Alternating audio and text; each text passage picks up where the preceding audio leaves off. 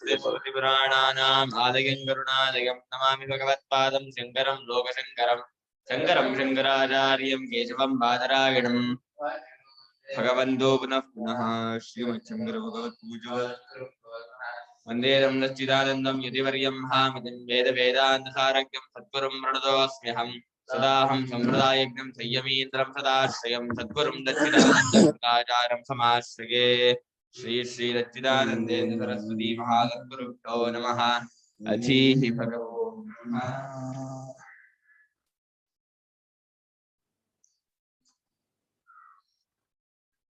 ಹೌದಾ ಬಕೋ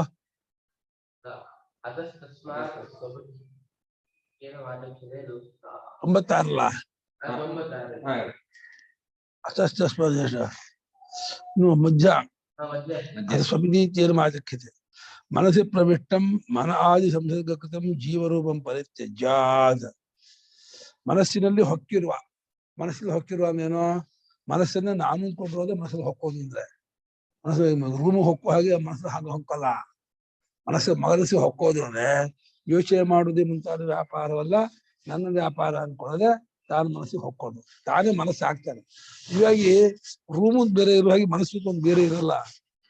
ನನಗೆ ಆ ಇದಾದ್ರಿಂದ ಮನಸ್ಸು ಬರುತ್ತೆ.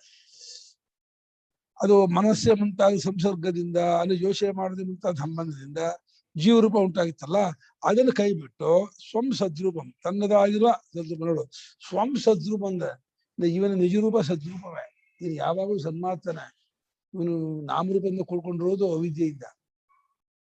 ನಾನು ಸುಮಂತ, ನಾನು ತೇಜು, ನಾನು ಗಂಡು, ನಾನು ಬ್ರಾಹ್ಮಣ, ಎಲ್ಲ ವಿದ್ಯೆಯಿಂದ ಆದ ಆರಂಭ. ನೀ ಬ್ರಾಹ್ಮಣನೂ ಅಲ್ಲ, ಗಂಡು ಅಲ್ಲ, ಹುಟ್ಟೇ ಇಲ್ಲ. ಈ ಸದ್ರೂಪವೆಂಬ ಪರಮಾರ್ಥ ಸತ್ಯ ಯಾವುದು ಉಂಟೋ ಅದನ್ನು ಅಪಿಗತೋ ಭವತಿ. ಅವನು ಸೇರ್ಕೊಳ್ತಾನೆ, ಒಂದಾಗ್ತಾನೆ ಅಂದ್ರೆ ಒಂದಾಗಿದ್ದೀನಿ ಗೊತ್ತಾಗುತ್ತೆ ಅಂತ. ಆಗ ಒಂದಾಗಲ್ಲ, ಒಂದಾಗಿರುವವನೇ ಆಗ ಒಂದಾಗಿದ್ದೀನಿ ತಿಳ್ಕೊಳ್ತಾನೆ. ಅತಸ್ತಸ್ಮಾತ್ ಸ್ವಪಿತೀತ್ಯೇನ ಮಾಚಕ್ಷತೆ ಲೌಕಿಕಾಃ. ಅತಸ್ತಸ್ಮಾತ್ ಸ್ವಪಿತೀತ್ಯೇನ ಮಾಚಕ್ಷತೆ ಲೌಕಿಕಾಃ. ಅದರಿಂದ ಆ ಸಂದರ್ಭದಲ್ಲಿ ಆತನನ್ನ ಲೋಕದ ಜನರು ಸ್ವಪೀತಿ ಕಿಂಕರೋತಿ ಸ್ವಪೀತಿ ದೇವದತ್ತ ಸ್ವಪೀತಿ ಅಂತಾರೆ. ಅವನು ತನ್ನಲ್ಲಿ ತಾನಿರುವಾಗ ತನ್ನಲ್ಲಿ ತಾನಿರೋದನ್ನೇ ಸ್ವಪೀತಿ ಎಂಬುದಾಗಿ ಲೋಕದ ಜನರು ಹೇಳ್ತಾರೆ. ಅಂದ್ರೆ ಈಗಲೂ ತನ್ನಲ್ಲೇ ತಾನಿರೋದು, ಈಗಲೂ ಬೇರೆ ಇಲ್ಲ. ಆದರೆ ಬೇರೆ ಇದೀನಿ ಅಂತ ತಪ್ಪಲಿಕ್ಕೆ.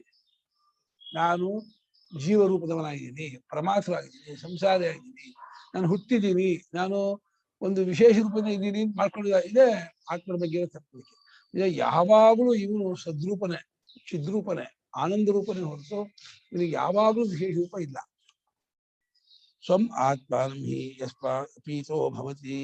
ಸ್ವಂ ಆತ್ಮಾನಂ ಹಿ ಯಸ್ಮಾತ್ ಅಪೀತೋ ಭವತಿ. ಏಕೆಂದರೆ ಏಕೆಂದರೆ ತನ್ನ ಸ್ವರೂಪವನ್ನು ಆಗ ಒಂದು ಸೇರ್ಕೊಂಡವನಾಗಿರ್ತಾನೆ. ಅಪಿಗತೋ ಭವತಿ, ಕೂಡ್ಕೊಂಡಿರ್ತಾನೆ, ಸೇರ್ಕೊಂಡಿರ್ತಾನೆ. ಒಂದು ಸುಷುಪ್ತಿ ಕಾಲದಲ್ಲಿ ಈತನು ತನ್ನ ಸೇರ್ಕೊಂಡಿರ್ತಾನೆ ಅಂತ ಹೇಳೋದ್ರಿಂದ ಅಲ್ಲಿ ಗೊತ್ತಾಗ್ತಾರೆ. ಏನ್ ತಪ್ಪು ತಿಳ್ಕೊಂಡ್ಬಿಡ್ತಾರೆ ಗೊತ್ತಾ? ಸುಷುಪ್ತಿ ಸೇರ್ಕೊಳ್ತಾನೆ, ಈಗ ಬೇರೆ ಹಾಕೋತಾನೆ ಅನ್ಕೊಂಡ್ಬಿಡ್ತಾರೆ.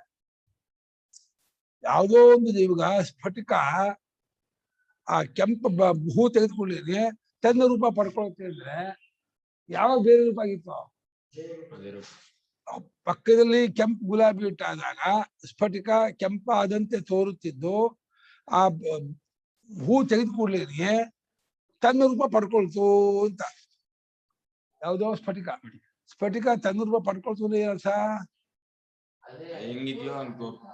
ಯಾವಾಗ ತನ್ನ ರೂಪ ಬಿಟ್ಟೇ ಇಲ್ಲ. ಅದು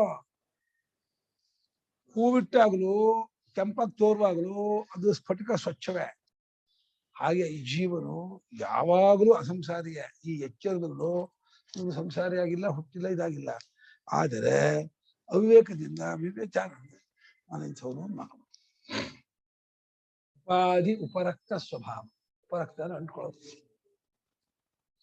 ತನ್ನಲ್ಲಿ ಒಂದಾಗಿರ್ತಾನೆ, ಆಗ ತನ್ನನ್ನು ಸೇರ್ಕೊಳ್ತಾನೆ. ಗುಣನಾಮ ಪ್ರಸಿದ್ಧಿತೋಪಿ ಪ್ರಾಪ್ತಿ ಗಮ್ಯತೆ ಇತ್ಯಭಿಪ್ರಾಯ. ಏನು ಗುಣನಾಮ? ಸ್ವಂ ಅಪೀತ ಸ್ವಪೀತಿ ಸ್ವಂ ಅಪೀತೋ ಭವತಿ ಅಪಿಗತೋ ಭವತಿ ಅಂತ ತನ್ನಲ್ಲಿ ಒಂದಾಗುತ್ತಾನೆ ಅನ್ನೋ ಆ ಗುಣನಿಂದ ಒಂದಾಗುವುದು ಅಂದ್ರೆ ಒಂದಾಗಿಲ್ಲ ಅಂತ ಅಂದ್ಕೊಂಡದನ್ನ ಬಿಟ್ಕೊಂಡು ಒಂದಾಗಿದ್ದೀನಿ ಅಂತ ಗುರುತಿಸ್ಕೊಳ್ತಾನಲ್ಲ, ಅದು ಗುಣನಾಮ. ಗುಣ ಅಂದ್ರೆ ಗುಣನಿಮಿತ್ತವಾದ ನಾಮ. ಗೌಣನಾಮ ಅಂತ. ತನ್ನಲ್ಲಿ ಒಂದಾಗುವುದು ಗೌಣ. ಅದು ಯಾಕೆ ಒಂದಾಗೋದು ಗೌಣ? ಯಾವಾಗ ಒಂದಾದ ಆ ಗುಣನಾಮದಿಂದಲೂ ಕೂಡ ಗುಣನಾಮ ಪ್ರಸಿದ್ಧಿಯಿಂದಲೂ ಕೂಡ ನಮಗೆ ಸ್ವಾತ್ಮ ಪ್ರಾಪ್ತಿ ಆಗಿರತ್ತೆ ಎಂದು ಗೊತ್ತಾಗತ್ತೆ.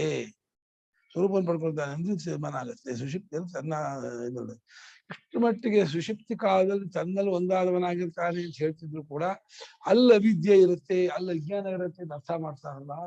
ಏನ್ ಹೇಳ ಈಗ ಅಂತಾರೆ, ಅಲ್ಲಿ ಅವಿದ್ಯೆ ಅಜ್ಞಾನ ಇರುತ್ತೆ ಅನ್ನೋದೇ ಅಭಿಪ್ರಾಯವಾಗಿದ್ದೆ ತನ್ನಲ್ಲಿ ಒಂದಾಗ್ತಾನೆ ಯಾಕೆ ಹೇಳ್ತಿದ್ರು ಶ್ರುತಿ? ತನ್ನಲ್ಲಿ ಒಂದಾಗೋದು ಅಂತ ಹೇಳ್ತಾ ಇರೋದು ಉದ್ದೇಶವೇ ಅವಿದ್ಯಾ ರಹಿತ ರೂಪ. ಅದು ಅವಿದ್ಯಾ ಕಾಮಕರ್ಮ ರಹಿತ ರೂಪ, ಕೇವಲ ರೂಪ, ಪಾರಮಾರ್ಥಿಕ ರೂಪ, ನಿಜ ರೂಪ ಅಂತ ಒಂದ್ ಕಡೆ ತೋರಿಸ್ಬೇಕಲ್ಲ. ಭೂಮಿತರ ಒಂದು ಕಡೆ ನಿನ್ನ ರೂಪ ಇಂಥದ್ದು ತೋರಿಸಿದ್ರೆ ಅವಾಗ ಬೆರಕೆ ಆದಾಗ್ಲೂ ನನ್ನ ರೂಪ ಅದೇ ನೀವು ತಿಳ್ಕೊಬೇಕು. ಸ್ಫಟಿಕ ಲಿಂಗವನ್ನ ಸ್ವಚ್ಛ ಅಂತ ಒಂತಹ ತೋರಿಸಿದ್ಮೇಲೆ ಪಕ್ಕದಲ್ಲಿ ಗುಲಾಬಿ ಇಟ್ಟಾಗ್ಲೂ ಅದು ಕೆಂಪಾಗಿ ತೋರುತ್ತೆ ಹೊರತು ಕೆಂಪಾಗಿರಲ್ಲ. ಕೆಂಪಾಗಿ ತೋರುವ ಕಾಲದಲ್ಲೂ ಅದು ಬಿಳಿಯಾಗಿ ಇರುತ್ತೆ. ಹಾಗೆ ಸಂಸಾರಿಯಾಗಿ ತೋರುವಾಗಲೂ ಅಸಂಸಾರಿಯೇ ಆಗಿದ್ದಾನೆ ಆತ್ಮ. ಈಗಲೂ ಸಂಸಾರಿ ಆಗಿಲ್ಲ. ಈಗಲೂ ಅವನಿಗೆ ಯಾವ ಸುಖ ದುಃಖಾದಿಗಳು, ಜನ್ಮಗಳು, ಪ್ರಾಣ ಸಂಬಂಧ, ಮನಸ್ ಸಂಬಂಧ ಏನೂ ಇಲ್ಲ. ಪ್ರಾಣಾತೀತವು. ಪ್ರಾಣವೂ ಸ್ವಲ್ಪ ಸೇರಿದ್ದಲ್ಲ ಇದು. ಶಿವ ಪ್ರಾಣ. ಕಥಂ ಪುನರ್ಲೌಕಿಕಾನಾಂ ಪ್ರಸಿದ್ಧ ಸ್ವಾರ್ಥ ಸಂಪತ್ತಿ. ಕಥಂ ಪುನರ್ಲೌಕಿಕಾನಾಂ ಪ್ರಸಿದ್ಧ ಸ್ವಾರ್ಥ ಸಂಪತ್ತಿ. ಲೋಕದವರಿಗೆ ಹೇಗೆ ಇದು ಪ್ರಸಿದ್ಧವಾಯಿತು? ತನ್ನಲ್ಲಿ ಒಂದಾಗುವುದು ಅನ್ನೋದು ಲೋಕದವರು ಹೆಂಗೆ ಗೊತ್ತಾಕೊಂಡ್ಬಿಟ್ಟಿದ್ದಾರೆ. ಲೋಕದವರಿಗೆ ಹೇಗೆ ಪ್ರಸಿದ್ಧಿ ಬಂತು? ಇದು ವಾಡಿಕೆಯಲ್ಲಿ, ಲೋಕದಲ್ಲಿ ವಾಡಿಕೆಯಲ್ಲಿ ನಿತ್ಯ ರೂಢಿಯಲ್ಲಿ ತನ್ನಲ್ಲಿ ಒಂದಾಗಿರ್ತಾನೆ ಅನ್ನೋ ಪ್ರಸಿದ್ಧಿ ಬಂದ್ಬಿಟ್ಟಿದೆ. ಅದು ಹೇಗಾಯ್ತು ಅಂದ್ರೆ ಅದಕ್ಕೆ ಕೊಡ್ತಾರೆ. ಜಾಗ್ರತ್ ಶ್ರಮ ನಿಮಿತ್ತೋದ್ಭವತ್ವಾತ್. ಜಾಗ್ರತ್ ಶ್ರಮ ನಿಮಿತ್ತೋದ್ಭವತ್ವಾತ್ ಸ್ವಾಪಸ್ಯ ಇತ್ಯಾಹುಃ. ಸ್ವಾಪಸ್ಯ ಇತ್ಯಾಹುಃ. ಸ್ವಾಪ ಸುಷುಪ್ತಿ ಅನ್ನೋದು ಎಚ್ಚರದ ಶ್ರಮದ ನಿಮಿತ್ತದಿಂದ ತೋರ್ಕೊಳತ್ತೆ. ಎಚ್ಚರದಲ್ಲಿ ತುಂಬಾ ಶ್ರಮ ಪಟ್ಟು ಅಂದ್ರೆ ಬುದ್ಧಿಯಾದಿಗಳಲ್ಲಿ ಅಭಿಮಾನ ಪಟ್ಕೊಂಡು ಹಕ್ಕಿ ಹಾರಾಡಿ ಹಾರಾಡಿ ಹಾರಾಡಿ ಸುಸ್ತಾಗ್ಬಿಟ್ಟು ಗೂಡು ಹೋಗಿ ಮಲ್ಕೊಳತ್ತೋ, ಅದೇ ರೀತಿ ಜೀವ ಬುದ್ಧಿಯಾದಿ ಉಪಾಧಿಯಲ್ಲಿ ಸೇರಿಕೊಂಡು ದೇಹೇಂದ್ರಿಯ ಮನೋಬುದ್ಧಿಗಳು ವ್ಯಾಪಾರ ಮಾಡಿ ಮಾಡಿ ಮಾಡಿ ತುಂಬಾ ಶ್ರಮ ಆದ ಕೂಡಲೇ ತನ್ನ ಶ್ರಮವನ್ನು ಕಳ್ಕೊಳ್ಳೋಕೆ ತನ್ನದಾದ ನಿಜ ರೂಪಕ್ಕೆ ಹೋಗಿ ಮಲ್ಕೊಂಡ್ಬಿಡ್ತಾನೆ. ಆಗ ಶ್ರಮ ಪರಿಹಾರ ಆಗುತ್ತೆ. ಈ ದೇಹೇಂದ್ರಿಯ ಮನೋಬುದ್ಧಿಗಳ ಸಂಪರ್ಕದಿಂದ ಇವನಿಗೆ ಶ್ರಮ ಆಗತ್ತೆ, ಆಯಾಸ ಆಗತ್ತೆ. ಕೆಲಸ ಮಾಡೋದು, ನೋಡೋದು, ಕೇಳೋದು, ಮಾತಾಡೋದು, ಯೋಚನೆ ಮಾಡೋದು, ಉಸಿರಾಡೋದು, ಎಲ್ಲ ವ್ಯಾಪಾರಗಳು ಅಭಿಮಾನ ಪಡ್ಕೊಂಡು ಶ್ರಮ ಆಗಿರುತ್ತಲ್ಲ. ಈ ಜಾಗೃತಿನಲ್ಲಿ ಉಂಟಾದ ಶ್ರಮದ ನಿಮಿತ್ತದಿಂದ ಎದ್ಕೊಳ್ಳುತ್ತೆ ಸ್ವಾಪಾನ. ಜಾಗೃತಿ ವ್ಯಾಪಾರದಿಂದ ಶ್ರಮ ಆಗುತ್ತೆ. ಶ್ರಮ ಪರಿಹಾರಕ್ಕಾಗಿ ಸ್ವಾಪ ಸಂಪರ್ಕ. ಸ್ವಾಪಸ್ಯ ಜಾಗರಿತೇಹಿ ಪುಣ್ಯ ನಿಮಿತ್ತ ಸುಖ ದುಃಖಾದಿ ಅನೇಕ ಆಯಾಸ ಅನುಭವಾತ್ ಶ್ರಾಂತೋ ಭವತಿ. ಜಾಗೃತಿನಲ್ಲಿ ಏನಾಗಿರುತ್ತೆ? ಪುಣ್ಯಗಳ ನಿಮಿತ್ತದಿಂದ ಸುಖ ದುಃಖಗಳು,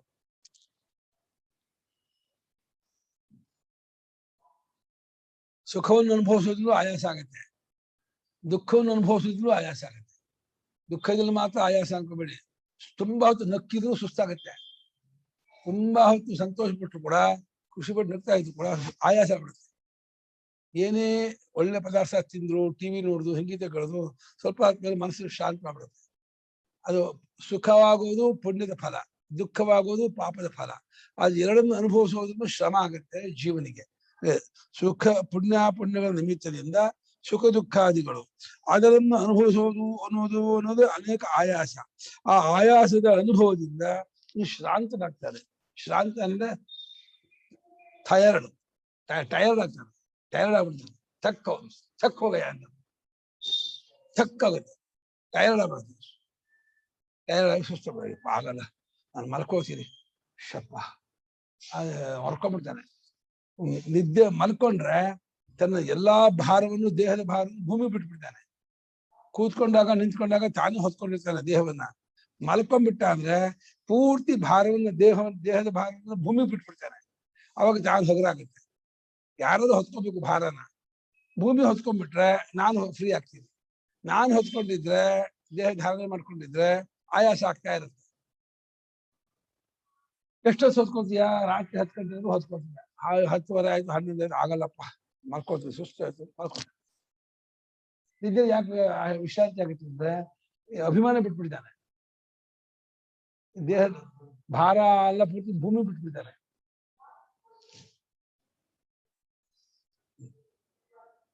ಎಚ್ಚರದಲ್ಲಿ ಪುಣ್ಯಗಳ ನಿಮಿತ್ತದಿಂದ ಸುಖ ದುಃಖಗಳು ಮುಂತಾದ ಅನೇಕ ಪ್ರಕಾರವಾದ ಆಯಾಸದ ಅನುಭವದಿಂದ ಇವನು ಶ್ರಾಂತನಾಗ್ತಾನೆ, ಬಳಲಿದವನಾಗುತ್ತಾನೆ, ಆಯಾಸಗೊಂಡವನಾಗುತ್ತಾನೆ, ಸುಸ್ತಾಗುತ್ತೆ ಇವನಿಗೆ, ತುಂಬಾ ಆಯಾಸ ಆಗುತ್ತೆ.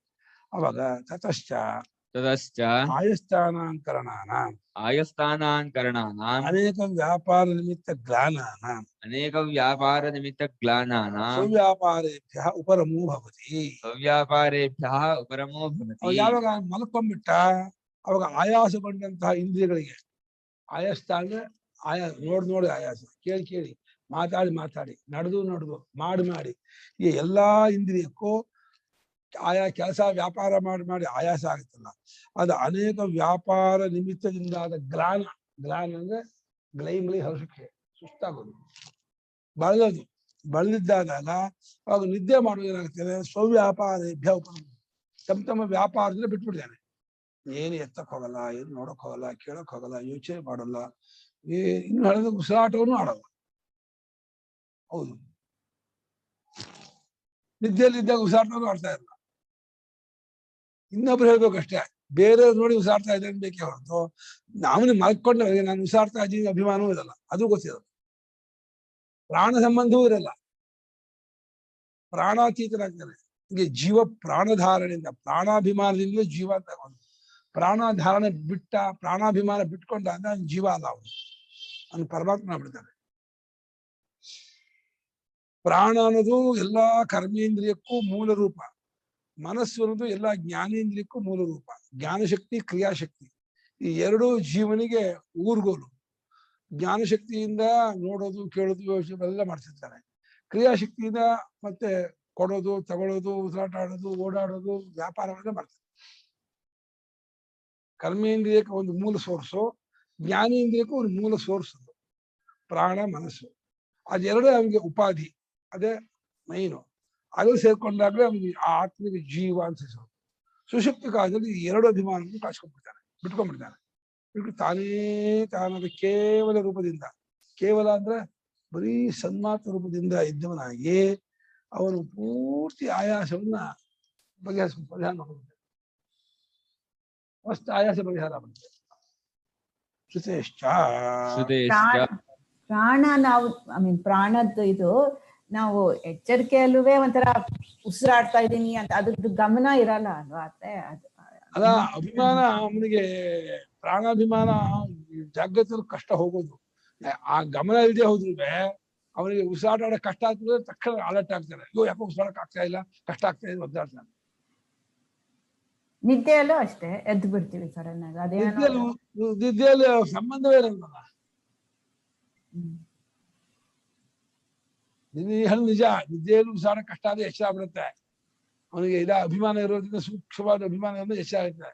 ಆದ್ರೆ ಪ್ರಾಣಾದಿ ಸಂಬಂಧವೂ ದಾಟೋಗಿರ್ತಾನೆ ನಿದ್ದೆಯಲ್ಲಿ, ಪ್ರಾಣ ಸಂಬಂಧವೂ ಇರಲ್ಲ ಅವನಿಗೆ. ಅದಕ್ಕೆ ಶ್ರುತಿ ನ ಪ್ರಾಣೇನ ನಾಪಾದೇನ ಮರ್ತ್ಯೋ ಜೀವತಿ ಕಶ್ಚನ ಇತರೇಣ ಜೀವಂತಿ ಅಂತ. ಪ್ರಾಣಾಪಾದಿನ ಮನುಷ್ಯ ಬದುಕೊಂಡಿಲ್ಲ. ಮನುಷ್ಯ ಇನ್ನೊಬ್ಬ ಚೇತನನಾದ ಆತ್ಮನ ಬದುಕೊಂಡಿದ್ದಾನೆ.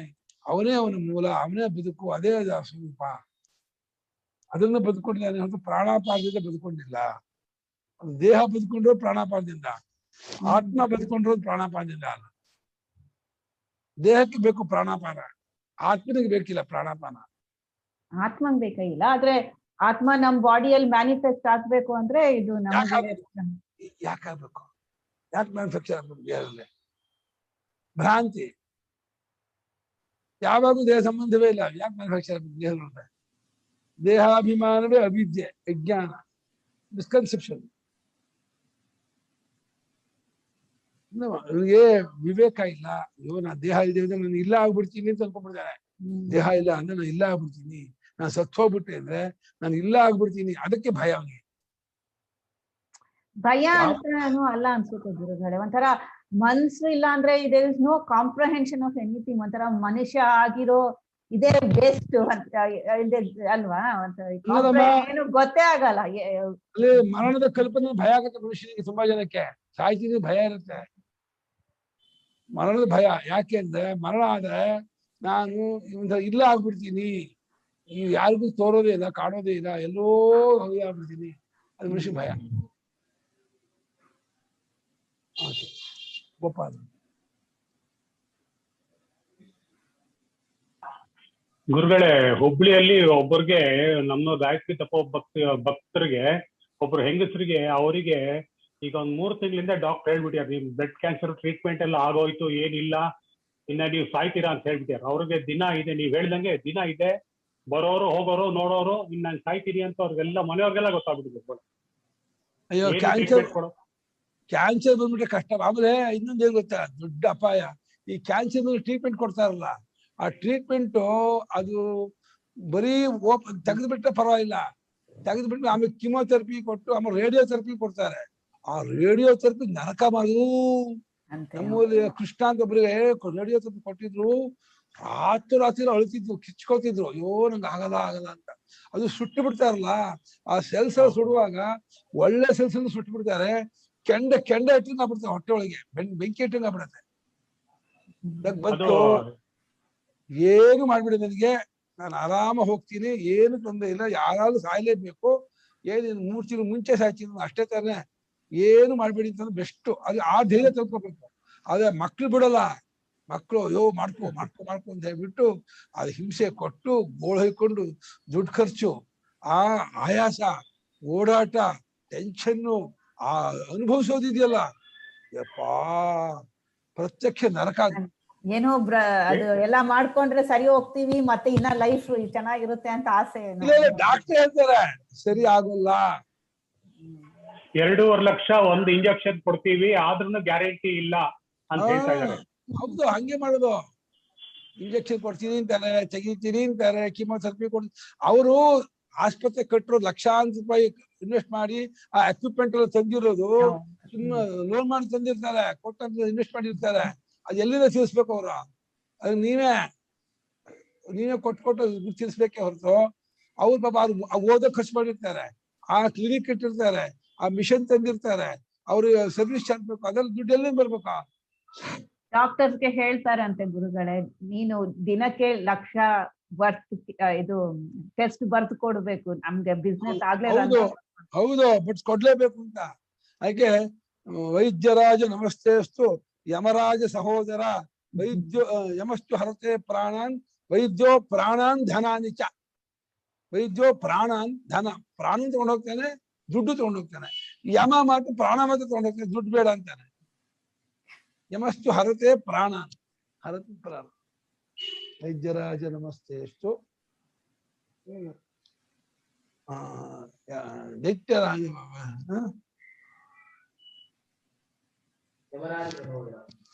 ವೈದ್ಯರಾಜ ನಮಸ್ತೆಸ್ತು ಯಮರಾಜ ಸಹೋದರ ಯಮಸ್ತು ಹರತೆ ಪ್ರಾಣಾನ್ ವೈದ್ಯೋ ಪ್ರಾಣಾನ್ ಧನಾನಿಚ. ಅಯ್ಯಪ್ಪ,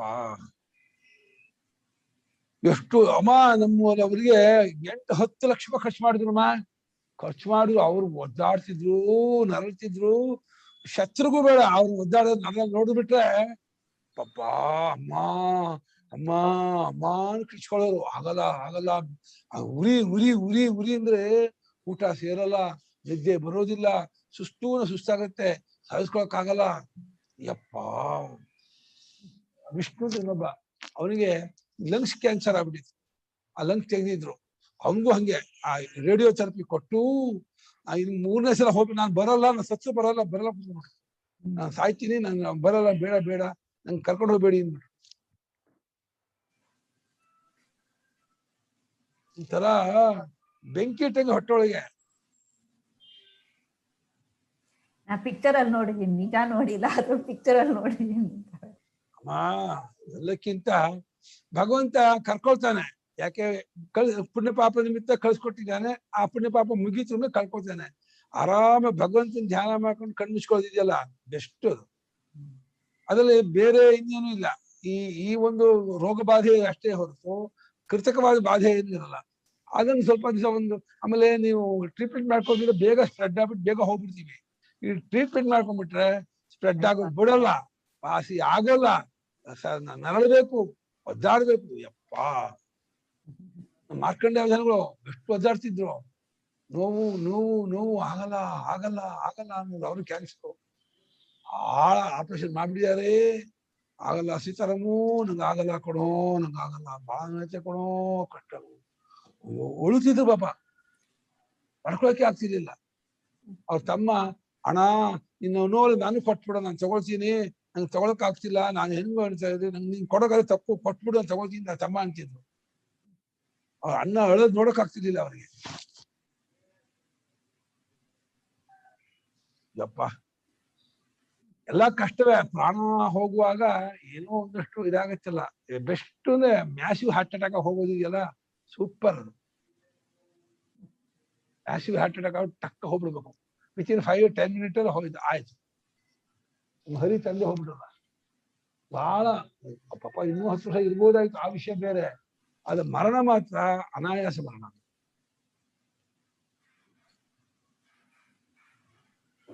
ಒಂಥರ ಯಾರಿಗೂ ಹಿಂಸೆ ಇಲ್ಲ, ಬೆಡ್ ರಿಡನ್ ಇಲ್ಲ, ತೊಂದರೆ ಇಲ್ಲ, ಖರ್ಚಿಲ್ಲ, ಇಲ್ಲ. ಮನುಷ್ಯ ಹೋಗ್ಲೇಬೇಕು, ಜಾತಸ್ಸಹಿ ಧ್ರುವ ಮೃತ್ಯು.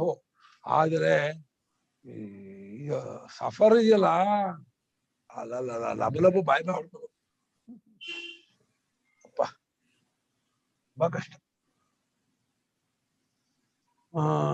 ಶ್ರುತೇಶ್ಚ ಶಾಮ್ಯತ್ಯೇವ ವಾಕ್ ಶಾಮ್ಯತಿ ಚಕ್ಷುಃ ಇತ್ಯೇವಮಾದಿ.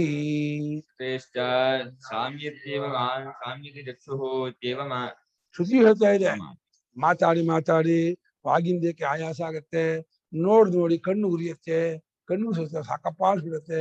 ಕಿವಿ ಎಷ್ಟೇ ಒಳ್ಳೆ ಸಂಗೀತ ಆದ್ರೂ 2 ಗಂಟೆ ಕೇಳ್ಬೋದು, 4 ಗಂಟೆ ಕೇಳ್ಬೋದು. ಆಮೇಲೆ ಕಿವಿ ಚೂತ ಬಿದ್ದು ಆಗಲ್ಲ, ಎದ್ದೋಗ್ತೀನಿ ಅಂತ ಹೇಳಿ ಎದ್ದೋಗ್ತಾರೆ. ಸಂಗೀತ ಇರ್ಲಿ, ಒಳ್ಳೆ ಇದೇ ಇರ್ಲಿ, ಸಾಕ್ಷಾತ್ ಕೃಷ್ಣ ಪರಮಾತ್ಮನೇ ಕೊಳ್ಕೂದ ಇರ್ಲಿ, ಅದನ್ನು ಕೇಳಕ್ಕಾಗಲ್ಲ. ಒಂದಷ್ಟೊತ್ತು ಕೇಳ್ಬೋದೇ ಹೊರತು ಅದು ಕಿವಿ ತೂತ ಆಗತ್ತೆ. ಏನು ಬೆಳೆಸ ಯಾಕೆ ನಿಲ್ಸೋ ಕೃಷ್ಣ ಏನ್ ಮಾಡುದು ಆಗಲ್ಲ. ಅದು ಇಂದ್ರಿಯ ಸ್ವಭಾವ, ಇಂದ್ರಿಯಕ್ಕೆ ಒಂದು ಸಾಮರ್ಥ್ಯ ಇದೆಯಲ್ಲ, ಆ ಸಾಮರ್ಥ್ಯ ಲಿಮಿಟೇಷನ್, ಇಷ್ಟೇ ಸಾಮರ್ಥ್ಯ, ಅದಾದ್ಮೇಲೆ ಬೇಡ.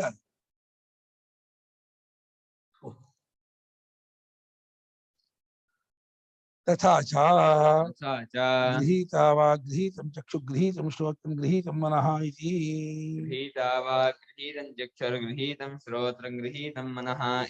ಹಾಗೆ ಇನ್ನೊಂದು ಕಡೆ ಬೃಹದಾರಣ್ಯಕದಲ್ಲಿ ಸುಷುಪ್ತಿ ಕಾಲದಲ್ಲಿ ವಾಕು ಗೃಹೀತವಾಗಿರುತ್ತೆ, ಹಿಡಿದಿಟ್ಟದ್ದಾಗಿರುತ್ತೆ, ಅದನ್ನು ಹಿಡಿದಿಟ್ಕೊಳ್ತಾನೆ.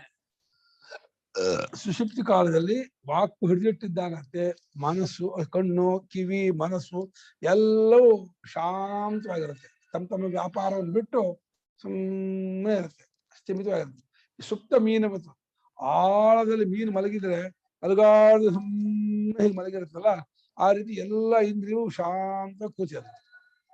ಜೀವ ವಿಡ್ರಾ ಮಾಡಿರ್ತಾನೆ, ಅದು ಸಂಬಂಧ ಕಳ್ಸ್ಕೊಂಡಿರ್ತಾನೆ, ತನ್ನದಾದ ಕೇವಲ ರೂಪದಿಂದ ಇರ್ತಾನೆ. ಆನಂದ. ಆ ಮುಖ ನೋಡಿ ನಿದ್ದೆ, ಅದು ಮಗು ನಿದ್ದೆ ಮಾಡ್ತಾ ಇರೋ ಮುಖ ನೋಡ್ಬೇಕಮ್ಮ, ಏನು ಮಗು ಮುಖನೇ ಒಳ್ಳೆ ಸುಂದರ ಮುಖ, ಅದು ನಿದ್ದೆ ಮಾಡ್ತಾ ಇರೋ ಮುಖ ಅಂದ್ರೆ ಅಯ್ಯೋ ಅಯ್ಯೋ ಬಹಳ ಪ್ರಸನ್ನ. ತುಂಬಾ ಮುಚ್ಕೊಟ್ಬೇಡ ಅನ್ಸುತ್ತೆ, ಮಗು ನೋಡಿ ಮುಚ್ಕೊಟ್ಬೇಡ. ಬೈತಾ ಇರೋದು ನಮ್ಮಲ್ಲಿ, ನಿದ್ದೆ ಬಂದ ಮಗು ಮುಚ್ಕೊಟ್ರೆ ಬೈತಾರೆ, ನಿದ್ದೆ ಬಂದ ಮುಚ್ಕೊಳ್ಬಾರ್ದು, ಸುಮ್ಮನೆ ಹೋಗ್ಬಿಡ್ತಾರೆ.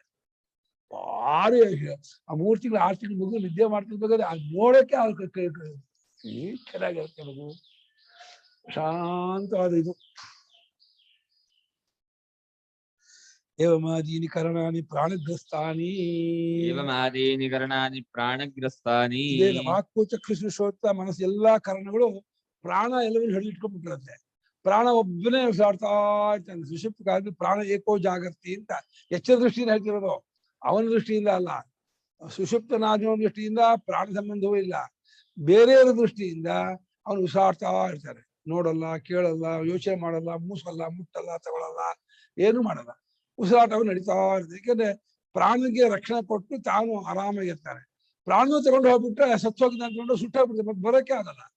ಅದಕ್ಕೋಸ್ಕರ ಪ್ರಾಣನಿಗೆ ರಕ್ಷಣೆಗೆ ಕೊಟ್ಟು ಶರೀರವನ್ನ ಪ್ರಾಣಿನ ರಕ್ಷನ್ ಅವರಂ ಸುಲಾಯನ್, ಬಹಿಷ್ಕುಲಾಯಾತ್ ಅಮೃತಶ್ಚರಿತ.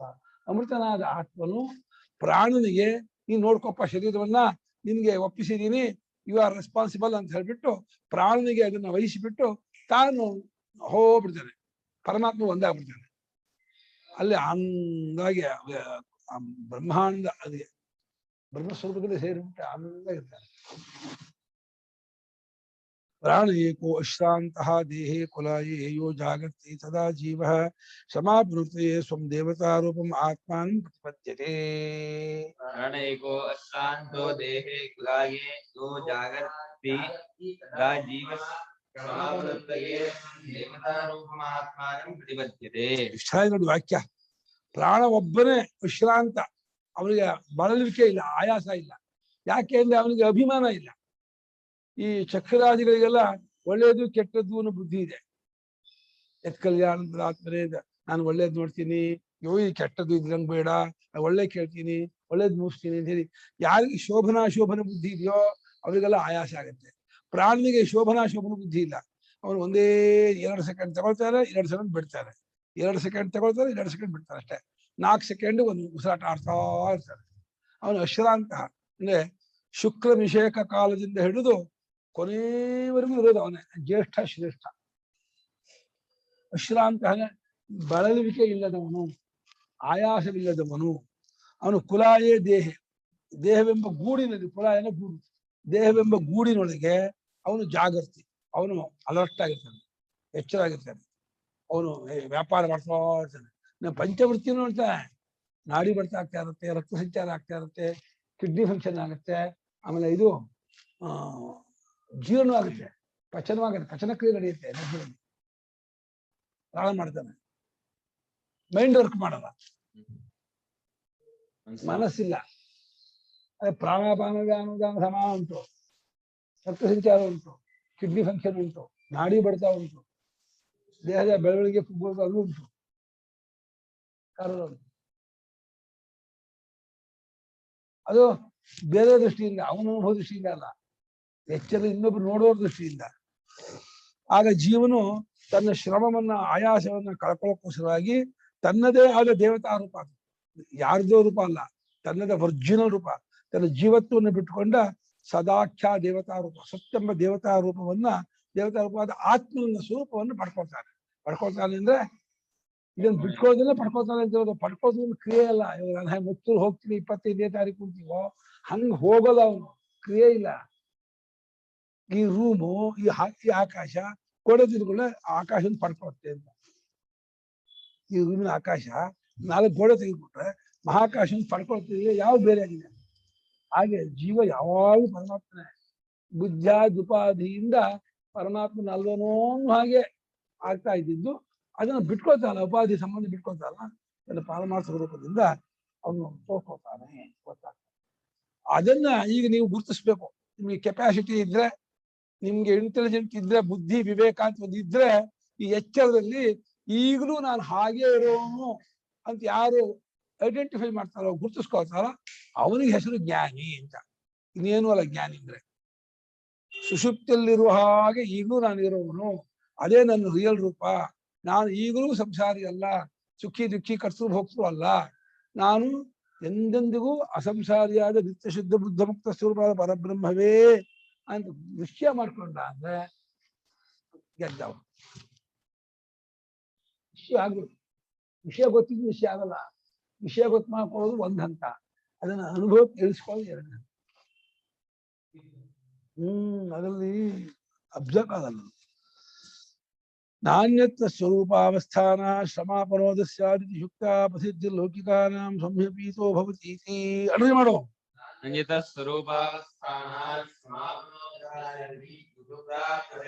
ಲೌಕಿಕಾನಾಂ ಸ್ವರೂಪಾವಸ್ಥಾನಾದನ್ಯತ, ತನ್ನ ಸ್ವರೂಪದಲ್ಲಿ ನೆಲೆಯನ್ನೋದು ಅನ್ನೋದನ್ನ ಬಿಟ್ಟುಬಿಟ್ರೆ ಬೇರೆ ಕಡೆಯಲ್ಲಿ ಶ್ರಮಾಪನೋದ ಆಗೋದೇ ಇಲ್ಲ. ನಮಗೆ ಶ್ರಮ ಪರಿಹಾರ ಆಗೋದೇ ಇಲ್ಲ. ಎಸಿ ರೂಮಿಗೆ ಹೋಗು ಅಥವಾ ಯಾವುದೇ ಸಿನಿಮಾ ಥಿಯೇಟರ್ಗೆ ಹೋಗು, ನಿಂಗೆ ಪೂರ್ಣ ಶ್ರಮ ಪರಿಹಾರ ಆಗ್ಬೇಕು ಅಂತಂದ್ರೆ ನೀನ್ ಮಾಡ್ಕೋಬೇಕು, ಸುಷುಪ್ತನಾಗಲೇಬೇಕು. ಸುಷುಪ್ತನಾಗದೆ ಹೋದರೆ ಸುಷುಪ್ತಿಗಿಂತ ಮತ್ತೊಂದು ಕಡೆಯಲ್ಲಿ ಈ ಜೀವನಿಗೆ ಶ್ರಮ ಪರಿಹಾರ ಆಗೋದಿಲ್ಲ.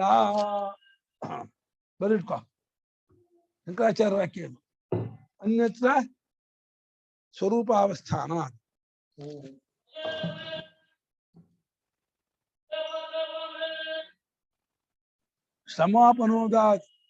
ಸಮಾಪನೋದ ಅನ್ಯತ್ರ ಸ್ವರೂಪಾವಸ್ಥಾನದನ್ನಿತ್ರ ನಶ್ಯ. ತನ್ನ ಆಯಾಸ ಪರಿಹಾರ ಅನ್ನೋದು ಸುಷುಪ್ತಿಯಲ್ಲಿ ಬಿಟ್ಟರೆ, ಸುಷುಪ್ತಿ ಜಾಗ ಬಿಟ್ಟು ಬೇರೆ ಎಲ್ಲೂ ಆಗಲ್ಲ. ಕೂತ್ಕೊಂಡ್ರು ಸಮಾಪನ ಆಗಲ್ಲ, ಕೂತ್ಕೊಂಡ್ರು ಆಯಾಸ ಆಗುತ್ತೆ. ಸುಮ್ಮನೆ ರಿಲ್ಯಾಕ್ಸ್ ಆಗಿ ಮಾಡ್ಕೊಂಡ್ರು ಆಗಲ್ಲ. ನಿದ್ದೆನೇ ಮಾಡಬೇಕು, ಸುಷುಪ್ತಿನೇ ಹೊಂದಬೇಕು. ಕನಸು ಬಂದ್ರೂ ಆಗಲ್ಲ. ಕನಸಿನಲ್ಲೂ ಪೂರ್ತಿ ಸಮಾಪನೋದ ಆಗಲ್ಲ. ಅಲ್ಲೂ ವಾಸನಾಮಯವಾದಂತಹ ಅಲುಗಾಟ ಇರುತ್ತೆ. ಚೆನ್ನಾಗಿ ಡೀಪ್ ಸ್ಲೀಪ್ ಬಂದ್ರೆ ಮಾತ್ರ ಆಯಾಸ ಪರಿಹಾರ ಆಗುತ್ತೆ. ಎಷ್ಟು ಚೆನ್ನಾಗಿ ಹೇಳ್ತಾರೆ ಭಾಷ್ಯಕಾರರು. ಸ್ವರೂಪದಲ್ಲಿ ನೆಲೆಯಲ್ಲುವುದು ಅನ್ನೋದಕ್ಕಿಂತ ಮತ್ತೊಂದು ಕಡೆಯಲ್ಲಿ ಎಲ್ಲೂ ಕೂಡ ಶ್ರಮದ ಅಪನೋದ ಪರಿಹಾರ ಆಗುವುದಿಲ್ಲ ಅಂತ. ಆದ್ರಿಂದ ಲೋಕದವರಿಗೆ ಇದು ಒಂದು ಪ್ರಸಿದ್ಧಿ ಇದೆಯಲ್ಲ, ಇನ್ನು ತನ್ನಲ್ಲಿ ಒಂದಾಗಿರ್ತಾನೆ. ಸ್ವಪ್ಯತಿ ಅನ್ನೋದು ಯುಕ್ತವಾಗಿದೆ. ಸುಷುಪ್ತಿ ಕಾಲದಲ್ಲಿ ತನ್ನಲ್ಲಿ ಒಂದಾಗಿರ್ತಾನೆ, ಅದನ್ನ ಒಂದು ಸ್ವಪ್ಯತಿ ಲೋಕದವರು ಹೇಳ್ತಾ ಇದ್ದಾರೆ ಅಂತ. ಲೋಕ ಪ್ರಸಿದ್ಧಿ ಇರೋದು ಯುಕ್ತವಾಗಿದೆ, ನ್ಯಾಯವಾಗಿದೆ. ಲೋಕದವರು ಗೊತ್ತಿದ್ದೇ ಹೇಳ್ತಿದ್ದಾರೆ ಅಂತ ಇದ್ದಾರೆ ಭಾಷಿಕರು. ಯಾರು ಸ್ವಪ್ಯತಿಯ ಪದವನ್ನು ಬಳಸ್ತಾ ಇದ್ದಾರೋ ಅವರಿಗೆ ಅದರ ಅರ್ಥ ಗೊತ್ತು. ತನ್ನಲ್ಲಿ ಒಂದಾಗಿರ್ತಾನೆ. ದೃಶ್ಯತೆ ಹಿ ಲೋಕೆ ಜರಾದಿರೋಗಗ್ರಸ್ತಾನಾಂ ವಿನಿರ್ಮೋಕೆ ಆತ್ಮಸ್ಥಾನಾಂ ವಿಶ್ರಮಣಂ. ಲೋಕದಲ್ಲೂ ಕೂಡ ಇದು ಕಂಡಿದೆ. ಏನು, ಜ್ವರವೇ ಮುಂತಾದ ರೋಗದಿಂದ ಗ್ರಸ್ತರಾಗಿದ್ದಾರೆ, ನುಂಗಲ್ಪಟ್ಟಿದ್ದಾನೆ, ಪೀಡಿತರಾಗಿದ್ದಾರೆ. ಅದು ಹೋದ್ಕೂಡೇನೆ ತಮ್ಮಲ್ಲಿ ತಾಗಿದಾಗ ವಿಶ್ರಾಂತಿ. ಯಪ್ಪ ಜ್ವರ ಹೋಯ್ತು, ಜ್ವರ ಬಿಡ್ತು, ನೆಮ್ಮದಿ ಆಯ್ತು ಅಂತ. ಅದು ಜ್ವರದಿಂದ ಪರಿಹಾರ. ಆದರೆ ಅದು ಪೂರ್ತಿ ಆಯಾಸ ಪರಿಹಾರ ಆಗಲ್ಲ. ಆಮೇಲೆ ಯಾವುದೇ ಕಾಯಿಲೆ ಕಸಾಲೆ ಬಗ್ಗೆ ಪರಿಹಾರ ಆಗೋದು ನಿದ್ದೆನೇ ಬಿಟ್ಟ. ಎಲ್ಲ ನಿದ್ದೆ ಮಾಡಿ ಯಾವುದೇ ಇದಕ್ಕೆ ತುಂಬಾ ಜ್ವರ ಬಂದಿದ್ದು ಮಲ್ಕೊಳ್ಳಿ, ಜ್ವರ ಬಂದು ಓಡಾಡಬೇಡಿ, ಮಲ್ಕೊಳ್ಳಿ. ಏನೇ ದೇಹದಲ್ಲಿ ವ್ಯತ್ಯಾಸ ಆಗಿದ್ರು ವಿಶ್ರಾಂತಿ ಮಾಡಿ, ನಿದ್ದೆ ಮಾಡಿ. ನಿದ್ದೆ ಮಾಡಿದಷ್ಟು ಬೇಗ ಗುಣವಾಗೋದು ಯಾವುದಲ್ಲೂ ಗುಣ ಆಗೋಲ್ಲ. ನಿದ್ರೆಯಲ್ಲಿ ಬೇಗ ಗುಣ ಆಗೋದು.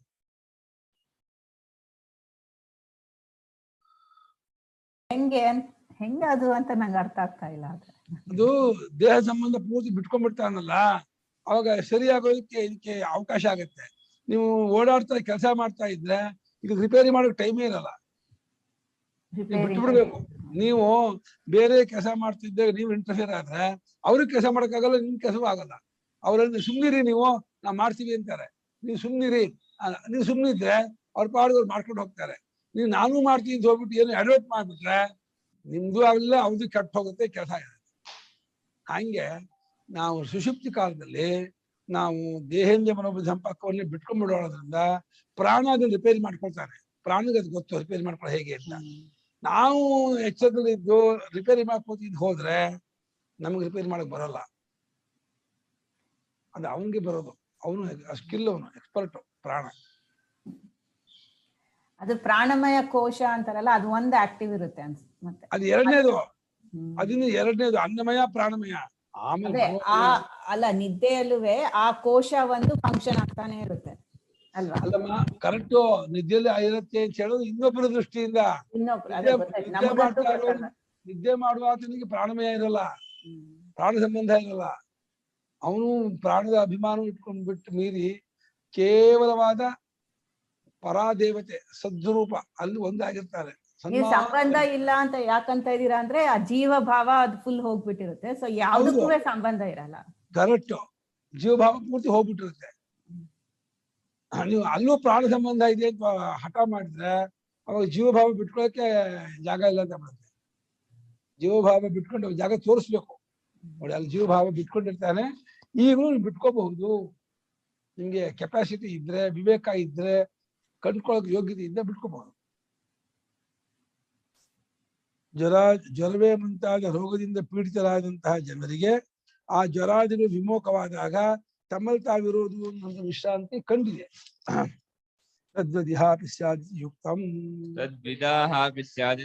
ಅದರಂತೆ ಇಲ್ಲೂ ಅಂದ್ರೆ ಈ ಎಷ್ಟರ ಕನಸುಗಳಲ್ಲಿ ಈ ಜೀವನು ಮನೋಪಾಧಿಕನಾಗಿ ಹಾರಾಡಿ ಸುಸ್ತಾ ಬಂದು ನಿದ್ರಾ ಕಾಲದಲ್ಲಿ ಬಿಟ್ಟು ಅಂದಾಗ ಸಲಲೇ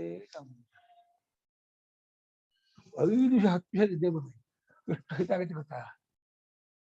10 ನಿಮಿಷ ದೀಪ್ತಿ ಬಂದೆ ನಾವು ಚೇತನ ಮಾಡ್ಬಿಡುತ್ತೆ.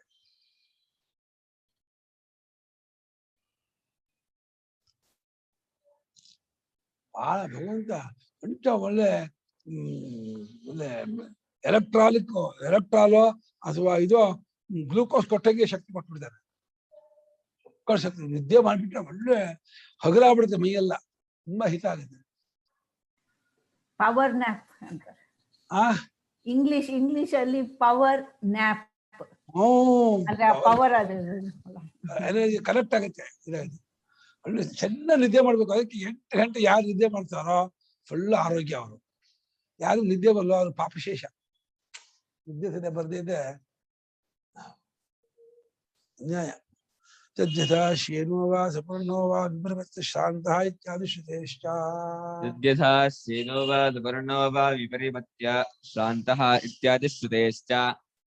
ಶೇನ ಅಂದ್ರೆ ಗಿಡದ, ಸುಪರ್ಣ ಅಂದ್ರೆ ಗರುಡ. ಅದು ಹಾರಾಡಿ ಹಾರಾಡಿ ಹಾರಾಡಿ ಸುಸ್ತಾಗ್ಬಿಟ್ಮೇಲೆ ತನ್ನ ಗೂಡಿಗೆ ಹೋಗ್ಬಿಟ್ಟು ಅಲ್ಲಿ ಮಲ್ಕೊಂಡು ಅದು ಹೇಗೆ ಇದು ಮಾಡ್ಕೊಳ್ತೋ ಅದೇ ರೀತಿ ಇವನು ತನ್ನ ಗೂಡು ಯಾವುದು ಪರಾದೇವತೆ ಸದಾಖ್ಯ, ಅಲ್ಲಿ ಹೋಗಿ ಮಲ್ಕೊತಾನೆ ಜೀವ.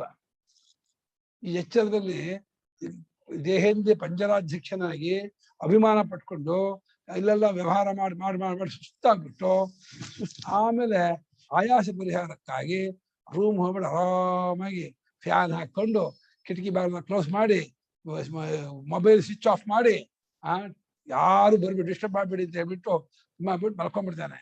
ಏನು ಪ್ರೆಸೆಂಟ್ ನಿದ್ದೆ ಬರುತ್ತೆ ಅಂದ್ರೆ ಆ ನಿದ್ದೆ ಬರ್ಬೇಕಾದ್ರೆ ಹೆಂಡತಿ ಪಕ್ಕದ ಹೋಗಿ ನೋಡಿ ನೀನು ಬರ್ಬೇಡ, ಹೆಂಡತಿನೂ ಬೇಡ, ಗಂಡನೂ ಬೇಡ, ಮಕ್ಕಳು ಬೇಡ, ಯಾರು ಬೇಡ, ಒಬ್ಬರೇ ಆರಾಮಾಗಿ ಅವರಿದ್ದೆ ಡಿಸ್ಟರ್ಬು ನಿದ್ದೆ ಹೋಗುತ್ತೆ. ಬರ್ಬಾರ್ದು ಯಾರು ಒಬ್ಬರೇ ಮಲ್ಕೊಂಡು ಆನಂದ ಬ್ರಹ್ಮ.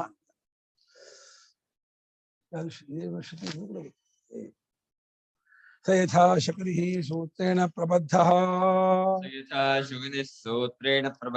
ದಿಶಂ ದಿಶಂ ಪತಿತ್ವಾ ಅನ್ಯತ್ರ ಆಯತನಮಲಬ್ಧ್ವಾ ಬಂಧನಮೇವೋಪಶ್ರಯತೆ ಏವಮೇವ ಖಲು ಸೌಮ್ಯ ತನ್ಮನಃ ದಿಶಂ ದಿಶಂ ಪತಿತ್ವಾ ಅನ್ಯತ್ರ ಆಯತನಮಲಬ್ಧ್ವಾ ಪ್ರಾಣಮೇವೋಪಶ್ರಯತೆ ಪ್ರಾಣಬಂಧನಂ ಹಿ ಸೌಮ್ಯಮನಃ ಇತಿ. ಪ್ರಾಣಬಂಧನಂ ಹಿ ಸೌಮ್ಯಮನಃ ಇತಿ. ಯಥಾ ಶುಕುನಿಃ ಸೂತ್ರೇಣ ಪ್ರಬದ್ಧಃ ದಿಶಂ ದಿಶಂ ಪತಿತ್ವಾ ಅನ್ಯತ್ರಾಗತನಮಲಬ್ಧ್ವಾ ಬಂಧನಮೇವೋಪಶ್ರಯತೆ ಏವಮೇವ ಖಲು ಸೌಮ್ಯ ತನ್ಮನೋ ದಿಶಂ ದಿಶಂ ಪತಿತ್ವಾ ಅನ್ಯತ್ರಾಗತನಮಲಬ್ಧ್ವಾ ಪ್ರಾಣಮೇವೋಪಶ್ರಯತೆ ಪ್ರಾಣಬಂಧನಂ ಹಿ ಸೌಮ್ಯಮನಃ ಇತಿ. ಸಹ ಯಥಾ ಶಕುನಿಃ ಸೂತ್ರೇಣ ಪ್ರಬದ್ಧಃ ದಿಶಂ ದಿಶಂ ಪತಿತ್ವಾ ಅನ್ಯತ್ರ ಆಯತನಂ ಅಲಬ್ಧ್ವಾ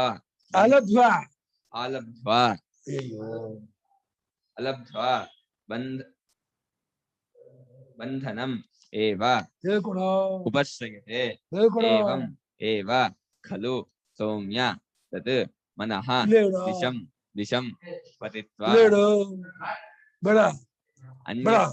ಅನ್ಯತ್ರ ಆಯತನಂ ಲಬ್ಧ್ವಾ ಪ್ರಾಣಂ ಏವ ಉಪಶ್ರಯತೆ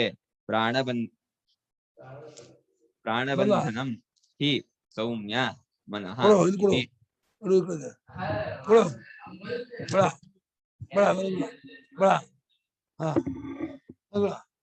ಮಾಡ ಸಹ ಅಂದ್ರೆ ಸಹ ದೃಷ್ಟಾಂತ. ಆ ದೃಷ್ಟಾಂತವು ಯಥಾ ಹೇಗಪ್ಪ ಅಂದ್ರೆ ಅದಕ್ಕೊಂದು ದೃಷ್ಟಾಂತ ಇದೆ. ನಿದ್ದೆಯಲ್ಲಿ ಆಯಾಸ ಪರಿಹಾರವಾಗುತ್ತೆ ದೃಷ್ಟಾಂತ ಇದೆ. ಯಾವ್ದಪ್ಪ ಅಂದ್ರೆ ಶಕುನಿ ಅಂದ್ರೆ ಹಕ್ಕಿ. ಒಂದು ಅದು ಹಿಂದಲ್ಲ ಇದು ಬೇಡ ಹಕ್ಕಿ ಹಿಡ್ಕೊಂಡ್ಬಿಡ್ತಾನೆ. ಹಕ್ಕಿ ಹಿಡ್ಕೊಂಡ್ಬಿಟ್ಟು ಏನ್ ಮಾಡ್ತಾನೆ, ಒಂದು 4 ಮಾರಿನ ದಾರನ ಅದ ಕಾಲಿಗೆ ಕಟ್ಟಿಬಿಡ್ತಾನೆ, ಬಿಗಿಯ ಕಾಲಿಗೆ ಕಟ್ಟಿಬಿಡ್ತಾನೆ. ಸೂತ್ರ ದಾಳದ ಕಟ್ಟಿದಂತಹ ಹಕ್ಕಿಯು ಅದು 10 ದಿಕ್ಕೂ ಹಾರುತ್ತೆ. ಆದ್ರೆ ಇನ್ನೊಂದು ತುದಿನ ತನಗೆ ಕಟ್ಕೊಂಡ್ಬಿಟ್ಟಿರ್ತಾನೆ, ತನ್ನ ಕಾಲಿಗೋ ತನ್ನ ಗೂಟ ಕಟ್ಬಿಟ್ಟಿರ್ತಾನೆ. ಎಷ್ಟು ಹಾರಿದ್ರು 4 ಮಾರು ದೂರ ಹಾಕ್ಬೋದು, ಆಮೇಲೆ ಇಲ್ಲಿ ಬರಲೇಬೇಕು, ಹಾರೋಗ್ ಬಿಡಲ್ಲ ಅವನು.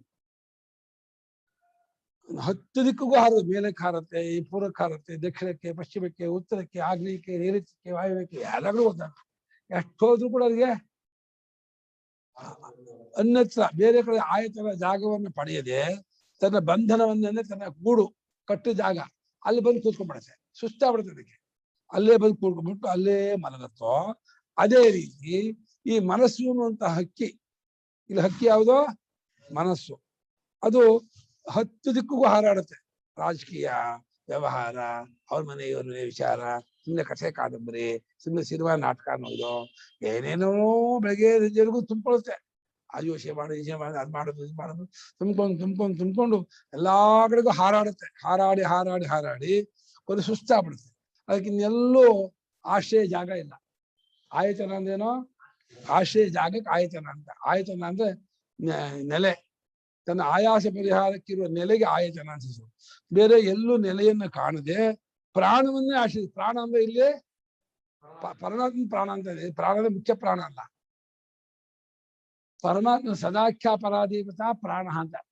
ಪ್ರಾಣಕ್ಕೂ ಪ್ರಾಣ ಅವನು, ಈ ಮುಖ್ಯ ಪ್ರಾಣಕ್ಕೂ ಪ್ರಾಣ. ಪರಮಾತ್ಮನನ್ನೇ ಅದು ಆಶ್ರಯಿಸಿಕೊಳ್ಳುತ್ತೆ. ಏಕೆಂದ್ರೆ ಸೌಮ್ಯ ಮಗು ಮನಃ ಪ್ರಾಣಬಂಧನಂ, ಮನಸ್ಸು ಪ್ರಾಣನ್ ಕಟ್ಟಾಕೊಂಡಿದೆ ಅಂದ್ರೆ ಚೇತನಾದ ಆತ್ಮ ಕಟ್ಟಾಕೊಂಡಿದೆ. ಈ ಪ್ರಾಣ ಶಬ್ದಕ್ಕೆ ಸದಾಖ್ಯ ಪರಾದೇವತಾ, ಸತ್ತಂ ಹೆಸರಿನ ಪರಾದೇವತೆ ಇದೆಯಲ್ಲ, ಅದನ್ನೇ ಪ್ರಾಣ ಅಂತ ಕರೀತಾ ಇದ್ದಾರೆ. ಅದನ್ನು ಆಶ್ರಯಿಸಿಕೊಂಡಿರುತ್ತೆ ಮನಸ್ಸು. ಇದು ಯೋಗಶಾಸ್ತ್ರದವರು ಉಸಿರಾಟ ಮಾಡಿದ್ರು ಪ್ರಾಣ ಮನಸ್ಸು ಕಂಟ್ರೋಲ್ ಆಗುತ್ತೆ. ಶ್ರುತಿ ಹೇಳ್ತಾ ಇದೆ ಪ್ರಾಣ ಬಂಧನ ಸೌಮ್ಯ ಮನ ಅಂತ ಹೇಳ್ತಾ ಇದೆ. ಪ್ರಾಣನ ಬಂಧನ ಮಾಡಿದ್ರೆ, ಉಸಿರನ್ನು ಕಟ್ಕೊಂಡ್ಬಿಟ್ರೆ ಮನಸ್ಸು ಕಂಟ್ರೋಲ್ ಆಗತ್ತೆ ಅಂತ. ಅದು ಒಂದು ಹಂತಕ್ಕೆ ಹೇಳ್ತಾರೆ. ಆದ್ರೆ ಇನ್ನೂ ಹೇಳಿದ್ರೆ ಪ್ರಾಣ ಕಂಟ್ರೋಲ್ ಮಾಡಿದ್ದೆ ಮನಸ್ಸು. ಮನಸ್ಸೇ ಕಟ್ಟು ಅಂತ ಹೇಳ್ಬಿಟ್ಟು ಪ್ರಾಣನ ಕಂಟ್ರೋಲ್ ಮಾಡಿರೋದ್ರಿಂದ ಪ್ರಾಣಮಯ ಆದ್ಮೇಲೆ ಮನೋಮಯ ಆದ್ರಿಂದ ಮನಸ್ಸು ಇನ್ನು ಮೇಲಿಂದ. ಅದರಿಂದ ಮನಸ್ಸು ಯಾವ್ದೋ ಉಪನಿಷದಲ್ಲಿ ಓದದ್ವಲ್ಲ ಗುರುಗಳೇ, ಆಯ್ತ್ರಿಯ ಉಪನಿಷದ್ ಅನ್ಸುತ್ತೆ ಅಲ್ವಾ, ಪ್ರಾಣನೇ ಸ್ಟಾಪ್ ಅಂತ. ಈಗ ಅಲ್ಲಿ ಪ್ರಾಣ ಹೋದೆ ಮನಸ್ಸಿರಲ್ಲ ನಿಜ, ಆದ್ರೆ ಪ್ರಾಣದ ಅಸ್ತಿತ್ವ ಇದೆಯಲ್ಲ, ಎಂಟಿಟಿ, ಅದು ಮನಸ್ಸಿಂದಲೇ ಆಗೋದು. ಪ್ರಾಣ ಅಚೇತನ, ಅದು ಕ್ರಿಯಾರೂಪ, ಅದಕ್ಕೆ ಅರಿವಿಲ್ಲ. ಹಾಗಾಗಿ ಅಸ್ತಿತ್ವವೇ ಅದನ್ನ ಗುರ್ಸೋಲ್ಲ. ಅದು ಅಸ್ತಿತ್ವ ಬರೋದೇ ಮನಸ್ಸಿಂದ. ನೀ ಹೇಳ ನಿಜ, ಪ್ರಾಣ ಹೋಗ್ಬಿಟ್ರೆ ಮನಸ್ಸು ಹೋಗ್ಬಿಡುತ್ತೆ ಅಂತ. ಪ್ರಾಣವೇ ಶ್ರೇಷ್ಠ ಅಂತ ಈ ಜಗಳ ಮಾಡಿದ್ರು, ನಾನ್ ಹೆಚ್ಚು ಅಂತ ಒಂದೊಂದು ವರ್ಷ ಬಿಟ್ಟು ಹೋದ್ರು. ಆಮೇಲೆ ಮನಸ್ಸು ಬಿಟ್ಟು ಹೋಯ್ತು, ಅದು ಸತ್ತಿರ್ಲಿಲ್ಲ, ಮಗು ಇದ್ದಾಗಿದ್ರು. ಪ್ರಾಣ ಬಿಟ್ಟು ಹೋಗ್ತಿದ್ದಾಗ ಅಯ್ಯೋ ಹೋಗ್ಬೇಡ ಅಂತಂದ್ರು ಅನ್ನೋದು ಆ ಪ್ರಾಣ ಶ್ರೇಷ್ಠತೆ ಹೇಳುವಂತ ಕಥೆ ಹೌದು. ಆದರೆ ಈ ಜ್ಞಾನ ಪ್ರಕರಣದಲ್ಲಿ ಪ್ರಾಣಮಯ ಆದ್ಮೇಲೆ ಮನೋಮಯ, ಆಮೇಲೆ ವಿಜ್ಞಾನಮಯ, ಆಮೇಲೆ ಆನಂದಮಯ. ಅನ್ನಮಯ ಫಸ್ಟ್, ಪ್ರಾಣಮಯ ಸೆಕೆಂಡು, ಮನೋಮಯ ಥರ್ಡು. ಯಾಕೆಂದ್ರೆ ಅದು ಇರುವಿಕೆ ಅಸ್ತಿತ್ವ ಉಂಟಾಗೋದೇ ಮನಸ್ಸಿಂದ, ಇರುವಿಕೆ ಕೊಡೋದೇ ಮನಸ್ಸು ಪ್ರಾಣದಿಂದ. ಇದು ಪ್ರಾಣ ಇರುವಿಕೆಯೇ ಇಲ್ಲ, ಮನಸ್ಸಿದೆ ಹೋದ್ರೆ. ಕೋಮಾದಲ್ಲಿ ಪ್ರಾಣ ಇದೆ ಅಂದ್ರೆ ಅರ್ಥ ಏನು? ಕೋಮಾದಲ್ಲಿ ಪ್ರಾಣ ಇದೆ ಅಂದ್ರೆ ಅವನಿಗೆ, ಕೋಮಕ್ಕೆ ಹೋದವನಿಗೆ ಪ್ರಾಣ ಏನು ಗೊತ್ತಾಗಲ್ಲಪ್ಪ. ಬೇರೆ ಹೇಳ್ಬೇಕಷ್ಟೇ ಪ್ರಾಣ ಇದೆ ಅಂತ, ಅವನಿಗೇನು ಅನುಭವ ಆಗಲ್ಲ.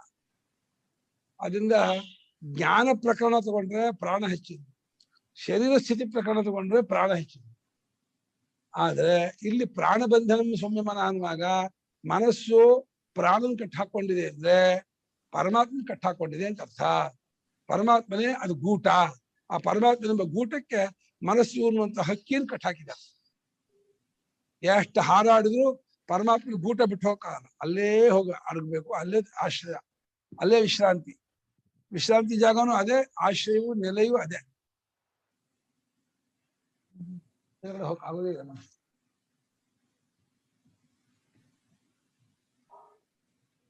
ಟೈಮ್ ಆಯ್ತಮ್ಮ. ನಾಳೆ ಭಾಷ್ಯ ತುಂಬಾ ಚೆನ್ನಾಗಿದೆ, ಭಾಷ್ಯ ಅದ್ಭುತವಾಗಿದೆ.